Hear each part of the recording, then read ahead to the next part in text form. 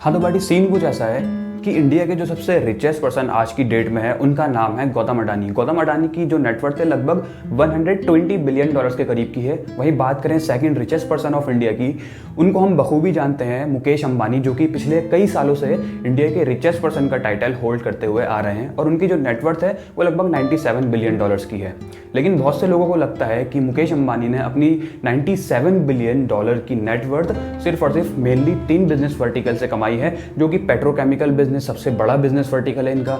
Next number पर आता है इनका टेलीकॉम का बिजनेस और last but not the least retail का बिजनेस। लेकिन बहुत कम लोगों को पता है कि इन तीनों बिजनेस वर्टिकल के अलावा अंबानीज का एक और बिजनेस है जो कि मैंगो का बिजनेस है। इस मैंगो के बिजनेस के पीछे एक बहुत इंटरेस्टिंग कहानी है और ये पूरा का पूरा मैंगो का बिजनेस एक अनप्लान्ड बिजनेस था। इसके पीछे कोई भी प्लानिंग नहीं थी। तो चलते हैं थोड़ा सा पीछे 1997 में अंबानीज की एक जामनगर में गुजरात में रिफाइनरी थी।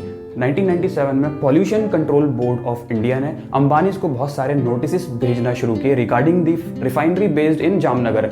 उनका ये कहना था कि उनकी रिफाइनरी जामनगर में बहुत पॉल्यूशन क्रिएट कर रही है और सारी की सारी हवा को प्रदूषित कर रही है। तो अंबानीज के लिए ये एक बहुत बड़ी प्रॉब्लम थी। वो इसीलिए क्योंकि pollution control board of India के हाथ में इतनी पावर होती है कि वो किसी भी फैक्ट्री को या रिफाइनरी को बंद करा सकती है, शट डाउन करा सकती है अगर वो रिफाइनरी या फिर फैक्ट्री पॉल्यूशन क्रिएट कर रही है। तो उनके लिए एक बहुत बड़ी प्रॉब्लम क्रिएट हो चुकी थी। तो उन्होंने इस प्रॉब्लम का solution out of the box think करके निकाला। अंबानीज ने सोचा कि उनकी जो रिफाइनरी थी उसके चारों तरफ एक वेस्ट लैंड पड़ी हुई थी जो कि लगभग 600 एकड़ की थी।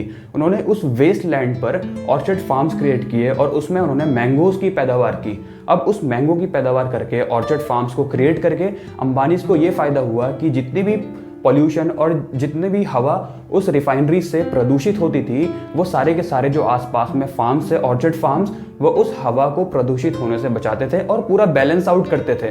वो पॉल्यूशन को कंट्रोल भी करते थे। इस वजह से उनकी जो फैक्ट्री थी वो शट डाउन होने से बच गई और उन्होंने अपनी इस प्रॉब्लम का सॉल्यूशन तो निकाला ही, अपनी इस प्रॉब्लम को सॉल्व भी किया, साथ साथ अपनी प्रॉब्लम के सॉल्यूशन निकालने के बाद उस सॉल्यूशन से उन्होंने करोड़ों भी कमाए। और पार्टी में आप लोगों को ये भी बता दूं कि अंबानीज के जो ऑर्चर्ड फार्म्स हैं जामनगर में, वो एशिया के सबसे बड़े ऑर्चर्ड फार्म्स हैं और उनके ऑर्चर्ड फार्म्स में लगभग आज की डेट में 127 से भी ज़्यादा मैंगो की वैरायटीज़ पैदा होती हैं और लगभग हर साल 600 टन से भी ज़्यादा वो वहाँ पर मैंगोज पैदा करते हैं और इंडिया में लोकली तो बेचते ही हैं, साथ में यूएस और इजराइल जैसी फॉरेन कंट्रीज़ में भी अपने मैंगो को एक्सपोर्ट करते हैं। तो पार्टी आज की इस वीडियो से हमें ये सीखने को मिला कि अगर आपको अपनी पर्सनल लाइफ में या फिर अपनी प्रोफेशनल लाइफ में कोई भी प्रॉब्लम आती है तो आपको अपनी उस प्रॉब्लम का solution out of the box सोच करके निकालना होगा, जैसे कि अंबानीज ने किया। अंबानीज ने अपनी प्रॉब्लम को भी सॉल्व किया और अपनी उस प्रॉब्लम के सॉल्यूशन से उन्होंने करोड़ों कमाए। तो पार्टी आज की इस वीडियो में इतना ही। अगर आपको इसी तरीके की फैक्चुअल बेस्ड वीडियोस पसंद आती हैं तो आप मेरे चैनल को सब्सक्राइब कर सकते हैं, क्योंकि मैं इसी तरीके की और भी फैक्चुअल बेस्ड वीडियोस अपने चैनल पर लाने वाला हूँ। मिलते हैं नेक्स्ट वीडियो में। Thank you.